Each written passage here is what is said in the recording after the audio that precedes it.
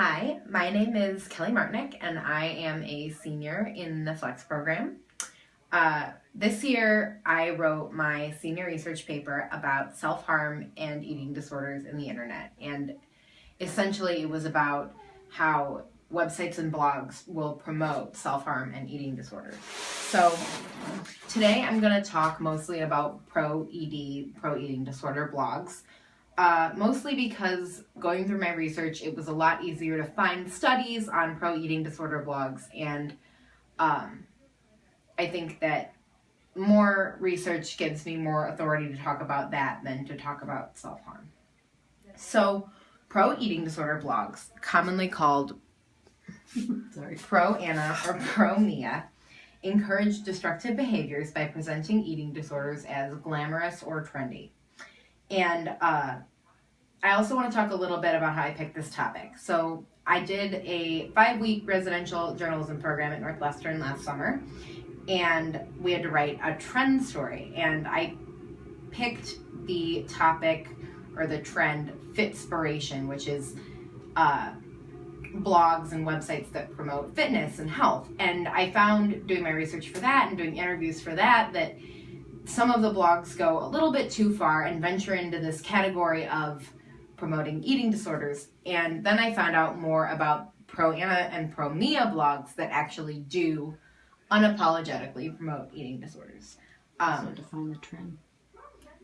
Oh, and the way that I picked that was that they told us that a trend needed to be known enough that people knew that it was really a trend, but new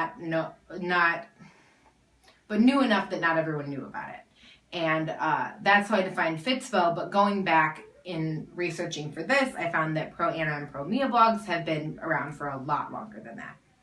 So the main point that I think I want everyone to get out of my presentation is that in the age of social media and this connectivity that we all have, it's really important that we consciously think about how we talk about and present information about eating disorders. So the first thing I want to show is an example of a video about one of these pro-Anna blogs and how it affected this girl's life. So this is my 2-minute video. Sorry. So now you're 3 and then 2 more is 5. Okay. So that video just shows some of the really typical stereotypes of pro-Anna sites. According to the National Association of Anorexia Nervosa and Associated Disorders, the characteristics of pro-eating disorder sites are glamorizing images of very thin women, demonizing food and fat, promoting thinness at any cost, and boasting exclusivity. This should be a slide. And some other themes of these sites that I found in my research are shame, telling you that if you weigh too much or you eat too much, you should feel guilty and you're not good enough. Perfection and success, telling you that you have to be perfect and anything else isn't good enough. And self-control, that you should feel superior if you can restrict your calories to an unhealthy anorexic point. So the reason these themes and these characteristics are harmful is because they paint unhealthy calorie restriction or purging through extreme amounts of exercise or vomiting as a demonstration of superior self-control instead of what it is, which is a symptom of a disease. The scariest thing I think that I found was one study that showed that these blogs can affect anyone. In one study of college-aged women, who had no history of eating disorders, they were asked to view pro-ED websites. 48% said that the websites made them feel dissatisfied with their bodies, and 84% decreased their caloric intake by an average of 2,470 calories over the next week. So now I want to go through a little bit how these websites came to be. But first, I think it's really important to distinguish that anorexic sharing tips is not something that just started with the internet. According to a 2002 article from the American Psychological Association, anorexics in inpatient clinics, where they're sent to recover and put weight back on, often trade strategies for losing weight and compete to maintain the lowest weight in their ward. So while the problem of tip sharing obviously existed without any help, the internet provided a platform to amplify it. So this all started, I think, as far back as we can go in the late 1990s when pro-Anna sites and the teens and young adults who ran them started to be profiled on Oprah. In the next year, the rates of appearance of these sites increased by 470%, according to one study. In 2001, the mainstream media started to cover these sites. And Yahoo reportedly hosted the most of them of any web portal. So in 5 days in July of 2001, they took down over 100 of these sites that they could find. But the result of that was just that they moved underground to private web portals after they were shut down by the larger ones. Between 2000 and 2009, while this was happening, the number of people hospitalized for eating disorders increased by 24%. So in 2008, BBC News reported that there were an estimated 500 pro-eating disorder websites on the internet. And then, unrelated, in 2006, Twitter was launched, and in 2007, Tumblr started. And so 2008, there are 500 sites, and then social media starts to become really, really popular in the mainstream. And for sites that had survived for nearly a decade in essentially the basement of the internet, social media provided a whole new platform for the movement to go mainstream, the pro-anorexia movement. So today, according to one study, an estimated 200,000 Tumblr blogs use language related to self-harm or eating disorders. So when I was going through my research, my next natural question was, why don't we just take them down? And there are 3 really big reasons that internet providers, social media sites won't just take these blogs down. The first is that they're very hard to identify. The study that I cited before that said that there were 200,000 of these blogs used well-known, Looking at you in the mirror. Different angle. Used well-known tags like lose weight, pro-anorexia, eating disorder, or cutting or self-harm to identify how many of these blogs there were on the internet.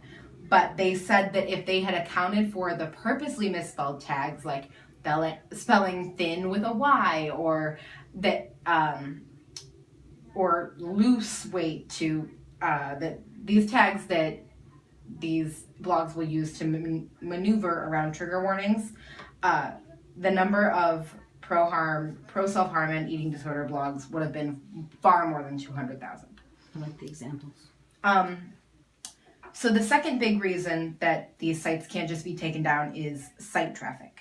Michael Hayward, who co-founded the app Whisper, which is another social media app, said that social media sites are not willing to do anything that even remotely alienates a small amount of the audience or that's going to affect their daily numbers. So in the end, it's about money. And the third big reason is the First Amendment. Americans are very hesitant to do anything that they even remotely see as infringing on anyone's freedom of speech.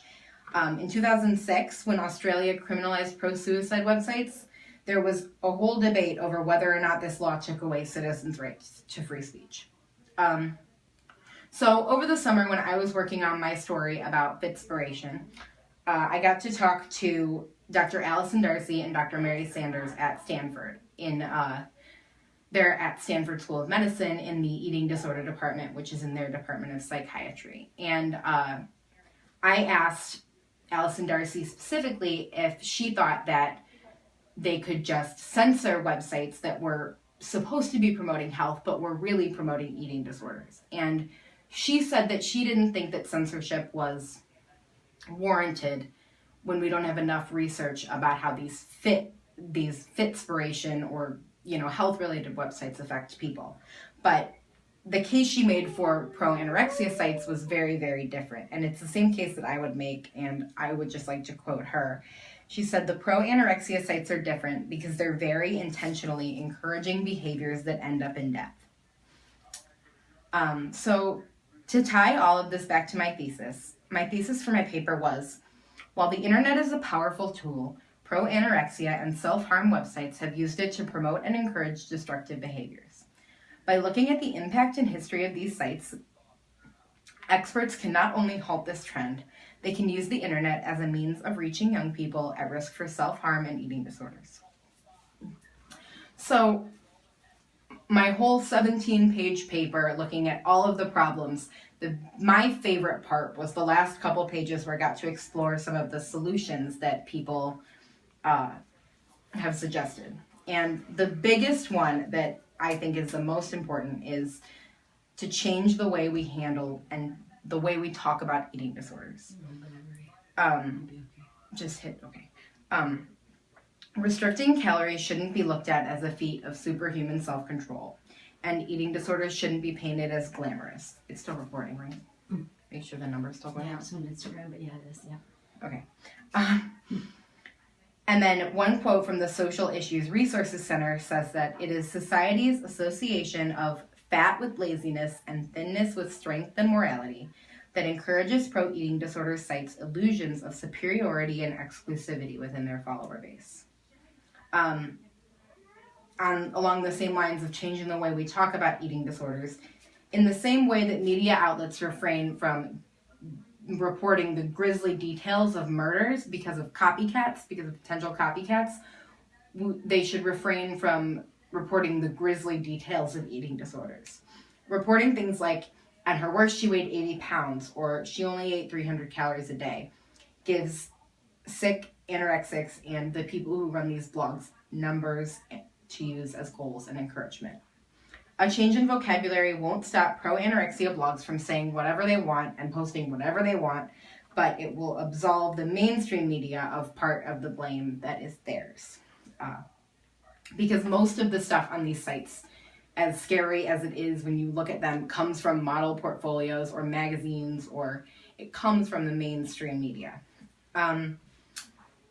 So another solution is to teach people to associate health with balance and not with thinness.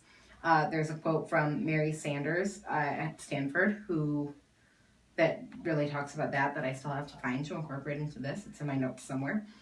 And then the last solution is to use these sites to find people who are suffering from these diseases, who are hiding it otherwise from their friends and family, but they're sharing it with someone on the internet, and that itself is kind of a cry for help. So the last thing I want to talk about is my community outreach. I have not done it yet, but I hopefully will have done it by the time that I present this. You're at 15 now, so if you have 5 minutes for community outreach. Well, and 2-minute video. Or did you include that? Okay. I want to talk to young kids at Pierce Elementary School about body positivity with either a Girl Scout troop or one of the all-girls clubs that they have after school. I don't want to talk about eating disorders specifically or, self-harm, but just to talk about not picking yourself apart and not loving yourself, and loving yourself, and hoping that, maybe someday in the future, if they develop a disease like this, they are more apt to go to someone who can help them rather than someone who just wants to encourage them to keep, staying in their disease on the internet. So hopefully I will have more time to talk about that in my presentation. But besides that, if anyone has any questions, I'll take them now. Thank you. Oops. 14, 15, 16.